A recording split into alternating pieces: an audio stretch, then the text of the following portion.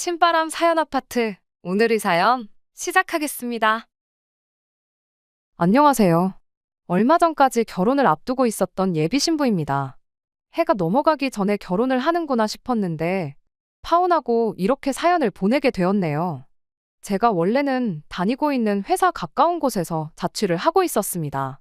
그런데 결혼 준비를 한참 시작하면서 결혼 자금이 다 모다 해서 방을 빼야 하는 상황이 되었어요. 계약이 끝날 때쯤 해서 결혼식도 올리려고 했는데 저희 부모님한테 개인적인 사정이 생겨서 결혼식 날짜를 몇 달 미루게 되었어요. 그러면서 남은 계약 기간이 애매하게 붕 떠버리게 되었습니다. 집주인분께 딱 2달만 연장해주면 안 되겠냐고 물어봤지만 이사 처리 애매해서 안 된다고 보기 좋게 거절당했지요. 6개월은 연장해줄 테니 생각해보라고 역제안을 해오셨지만 아무래도 아닌 건 아니었어요. 부모님 집에 제가 쓰던 방이 그대로 있어서 크게 상관은 없지만 그렇게 되면 제가 출퇴근하기 너무 불편해지는 상황이 돼버리는 관계로 일단 뒤는 생각 안 하고 덜컥 집부터 구하게 되었어요. 신혼집을 구하는 과정에서 남자친구가 집이 구해지면 그냥 자기도 같이 들어가 살면 안 되냐고 물어왔습니다. 어차피 결혼식 날짜를 대충이나마 잡아놨는데 결혼한 거나 마찬가지 아니겠냐면서요. 사람 일 한 치 앞도 모르는 거라 파혼을 미리 예상하고 거절한 건 아니지만 괜히 남들 보는 눈도 있고 그냥 개인적으로 신혼생활은 결혼식 올리고 시작하는 게 더 좋겠다 싶어서 좋게 잘 설명하고 그냥 혼자서 지내기로 했죠.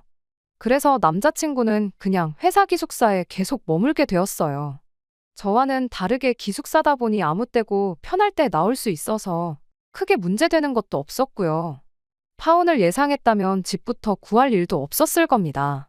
애초에 집을 구하라고 하셨던 건 저희 부모님이 먼저 제게 제안해 주셨기 때문에 가능한 일이었어요. 제가 직장 생활을 암만 오래 했다고 한들 아파트 하나 덜컥 살 만큼 모아놓은 상황은 아니었으니까요. 부모님께서 모자란 돈을 어느 정도 지원해 주신 덕분에 경기도 신도시 쪽에 20평대 아파트를 제 명의로 먼저 매매를 하게 되었습니다. 집을 제가 구한 이유가 따로 있는 건 아니에요. 애초에 결혼 준비하면서 모아놓은 돈이 남자친구에 비해 제가 훨씬 많았다 뿐이고, 그리고 부모님이 도와주신 부분도 한몫했지요. 제가 집까지 해오면서 남자친구하고 결혼하고 싶어서 그랬던 것도 아니고요. 결혼이 혹시나 어그러지더라도 집은 남잖아요. 괜히 네 돈 얼마, 내 돈 얼마 해서 나중에 문제 생기는 것보다 한 사람 돈으로 하는 게 더 낫다고도 생각했습니다. 제가 모아놓은 돈이 남자친구에 비해 많다고 해서 제 직장이 남자친구 회사보다 좋은 곳이냐 물어보신다면 또 그런 것만도 아니에요. 동종업계랑 비교하면 월급이 많이 짠 편이거든요. 실제로 남자친구와 저의 벌이를 비교해보면 제가 훨씬 덜 벌기도 하고요. 다만 웬만해선 잘릴 일도 없이 안정적인 데다가 제가 처음 사회생활을 시작한 직장이다 보니 나름 애착도 있고 일이 익숙하고 편한 이유 때문에 아직도 다니고 있을 뿐입니다. 벌써 10년 차가 다 되어가는데도 처음 일 시작했을 때랑 비교해보면 아직도 같은 앞자리수 월급을 받고 있어요. 그에 비해서 남자친구는 이름 들으면 아실 분들은 다들 아실 법한 그런 회사 다니고 있습니다. 모아놓은 돈이 저보다 적은 이유는 취직한 지 아직 얼마 되지 않았기 때문이고요. 지금 당장 연봉만 두고 보면 제가 버는 만큼의 2배 가까이 받고 있어요. 연말에 터지는 상여금 생각하면 저보다 2배 넘게 번다고 봐도 무방하고요. 그래서 당장 제가 돈 얼마 더 모았고 부모님 도움받아 집을 해간다고 한들 길게 보면 결국 남자친구가 가장 역할을 하게 될 텐데 당장 돈 얼마 더 해가는 게 큰 문제가 된다고 생각하지 않았어요. 결혼이 앞으로 둘이서 잘 살자고 하는 거지 내가 잘났네, 네가 잘났네 서로 재면서 경쟁하려고 하는 것 아니잖아요. 그래도 신혼집에 들어갈 살림살이들은 남자친구 돈으로 하기로 했어요.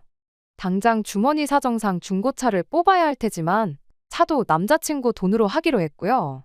정말 이제 결혼식만 올리면 다 끝났다고 봐도 무방한 상황인데 정작 저희들은 아무 신경도 안 쓰는데 난데없이 남자친구 집 그러니까 제 시어머니가 되실 뻔했던 분이 난데없이 자격지심이 폭발해서는 결국 문제를 일으키네요.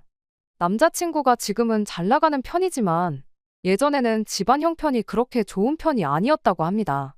게다가 남자친구 아버지 되시는 분이 거액의 도박비까지 만들고선 가족들 버리고 야반도주를 했다고 해요.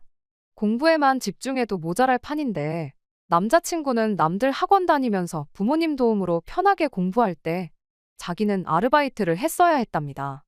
졸업하고 바로 대학교를 갈 수 있었던 것도 아니었대요. 가족들 생활비를 어느 정도 보탰어야 했다 보니 자기가 군대 가고 학교 공부할 동안 어머님과 동생들이 지낼 방세 몇 년치와 학교 등록금을 어느 정도 미리 벌어놓고 그리고 나서 삼수를 해서 대학교에 들어가게 되었던 겁니다. 취직할 때도 처음부터 돈 많이 주는 회사 아니면 들어갈 생각도 없었답니다. 안 그래도 남들보다 졸업이 늦었는데 취직 준비로 또 2년 가까이 시간을 쏟아야 했다 보니 안 그래도 늦은 취직이 더 늦게 된 것이고 그래서 모아놓은 돈도 부족했던 거예요.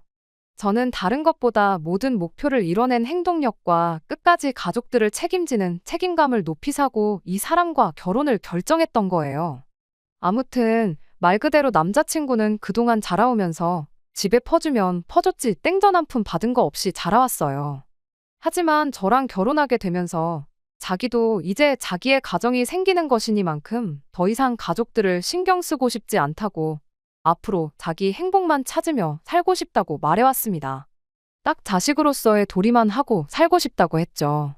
저는 저희 부모님하고 사이도 좋고 집 할 때 큰돈 턱턱 내어주실 정도로 도움도 평소에 많이 주셨거든요. 제가 그 돈을 모을 수 있었던 것 또한 제가 회사 근처에 혼자 살면서도 부모님께서 돈 모으라고 월세도 여태껏 도움을 주셨었기 때문이에요. 그러니 남자친구가 부모님하고 사이가 안 좋은 걸 보면 안타까웠습니다. 그렇지만 제가 어떻게 할 수 있는 게 아니잖아요. 부부싸움은 칼로 물베기라는데 가족 싸움은 오죽하겠나요? 그래서 제가 나서서 남자친구와 예비시댁을 다시 화목하게 만들어줄 생각은 추호도 한 적 없습니다. 그냥 남자친구가 하자는 대로 따르기로 했어요. 결혼 후에도 말입니다. 그래도 가족이다 보니 결혼 이야기가 오고 가기 시작한 뒤에는 양가 부모님께 서로를 인사드리는 자리도 있었고 양가 상견례도 마친 상황이었습니다. 그나마 다행인 건 남자친구 본가가 가까운 곳이 아니라 부산이라는 사실이었습니다. 차라리 거리가 그렇게 멀어버리면 정말 명절 같은 날 아니면 같이 부대끼며 지낼 일도 없잖아요? 그러니 차라리 몇 번 볼 일 없게 서로 거리가 먼 게 천만다행이라고 생각했지요. 이따금씩 예비 시어머니는 저한테 카톡을 한두 개씩 보내기 시작했어요. 결혼 준비 잘 돼가냐, 잘 지내냐 하는 간단한 안부 연락들 같은걸요. 저 또한 묻는 말에는 전부 다 답장을 드렸고 저도 가끔씩 생각날 때마다 잘 지내시냐 먼저 안부인 사정도만 묻고 그러고 있었습니다. 그러던 어느 날이었어요. 월요일이 빨간 날로 연휴라서 3일을 내리 쉬게 된 날이었습니다. 남자친구는 어쩌다 보니 연휴인데도 회사에 급한 일이 생겨 주말 출근을 해야 했고 덕분에 3일 연휴에 어디 가지도 못하고 집에 남아 있어야 했어요. 그래서 그냥 게으름 피우면서 씻지도 않고 침대에서 민기적거리고 있었습니다. 오전 11시쯤이 되어서 남자친구한테 전화가 왔어요. 원래 회사에서는 일한다고 전화도 잘 안 하는 스타일인데 웬일인가 싶었습니다. 전화를 받으니 남자친구는 다급한 목소리로 자기 어머니한테 전화가 오면 절대로 받지 말라고 회사라서 자세한 사정은 나중에 말해줄 테니까 절대 받지 말라고 말하고 곧바로 끊어버리더라고요.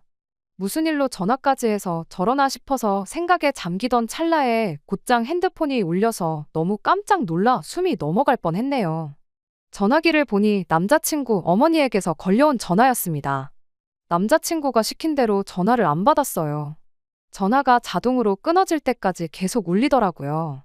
전화가 끊어지기가 무섭게 쉬지 않고 전화가 계속해서 걸려오는 겁니다. 남자친구에게 받지 말라는 경고를 받았지만 10분이 넘도록 계속해서 전화를 걸고 있는데 그걸 또 일부러 안 받을 수가 없더라고요. 다른 사람도 아니고 어쨌든 예비 시어머니의 전화였으니 말입니다. 그래서 결국 씻고 있었다는 궁색한 변명을 하고 전화를 받을 수밖에 없었습니다. 그런데 제 변명이 통한 건지 어쨌든 전화를 못 받을 수도 있는 거 아니겠냐고 상황을 이해해 주더군요. 무슨 일로 전화를 하셨는지 물어봤더니 제 아파트 동호수가 뭔지 물어보시는 거예요. 그때부터 약간 느낌이 싶었습니다. 동호수는 왜 필요하시냐 물어봤는데 어머님이 부산에서 서울에 올 일이 있어서 우리 딸이랑 같이 올라왔는데 올라온 김에 우리 아들 집 좀 구경해보고 싶다고 오셨다는 거예요. 아직 남자친구 돈 하나 들어간 거 없고 명의도 내 이름으로 되어 있는데 다짜고짜 우리 아들 집이라고 하는 게 조금 기분이 그랬어요. 그래도 그때는 아기가 있어서 그런 거라는 생각하지 않았고 어차피 결혼하면 같이 살게 될 집이니까 그렇게 말했을 거라 생각했습니다.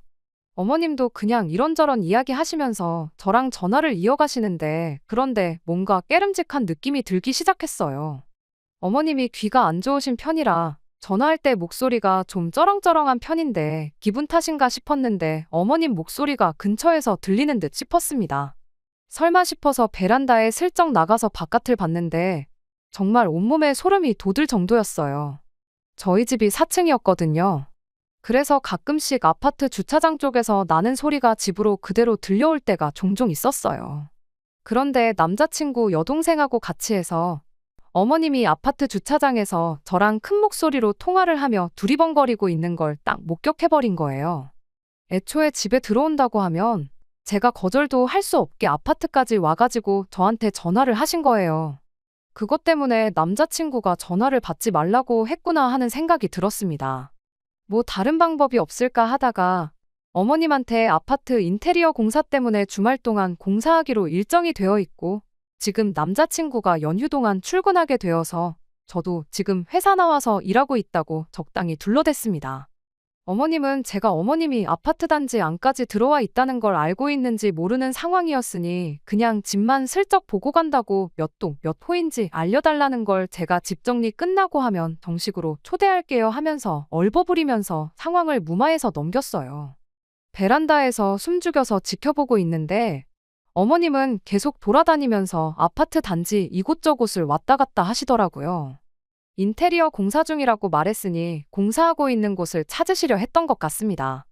그러다가 이내 포기하고 아파트 단지 밖으로 나가는 모습까지 목격하고 나서야 저도 한숨 돌릴 수 있었습니다. 그런데 또 한편으로는 어머님이 어디 숨어서 지켜보고 있지 않을까 싶은 생각에 저녁 바깥이 깜깜해질 때까지 겁이 나서 밖에도 못 나가고 있었어요. 남자친구한테 어머님이 내 집은 어떻게 알고 찾아오셨을까 물어봤어요. 혹시 내 집이 어디인지 말해줬냐고요. 남자친구가 자기가 가족들하고 그런 대화 주고받을 만큼 친해 보였냐고 그럴 리 없지 않냐고 하는 겁니다. 어떻게 알아냈을까 곰곰이 생각을 해보다가 또 소름이 돋았습니다. 생각해보니 제가 집 계약 마무리하고 끝전을 치르고 드디어 내 집이 생겼다는 기쁨에 제 카톡 프로필 사진을 아파트 사진을 찍어서 바꿔놓았던 적이 있거든요.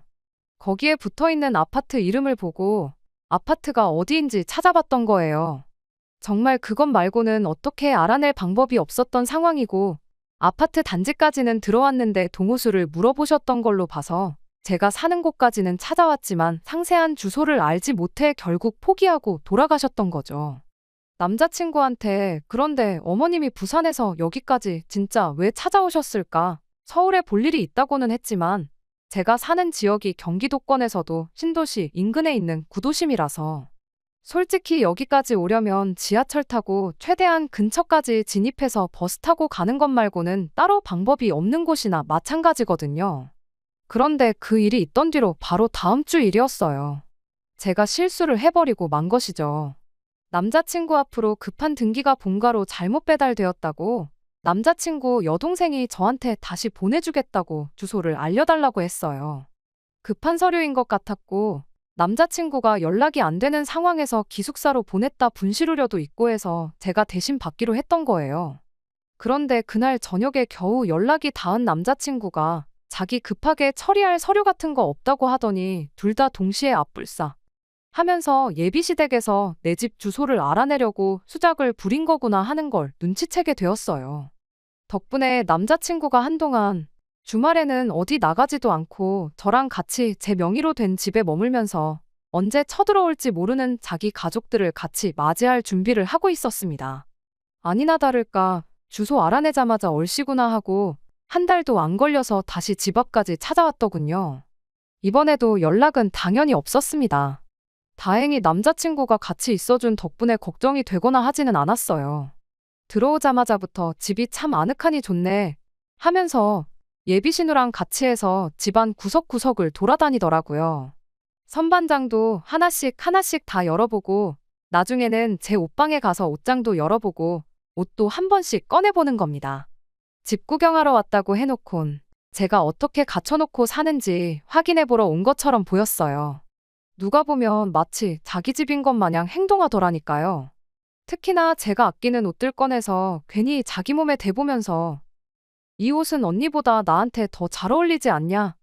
엄마한테 더 잘 어울리는 것 같다 하면서 예비시모랑 예비신우 서로 번갈아 가면서 입어보고 난리도 아니더라고요.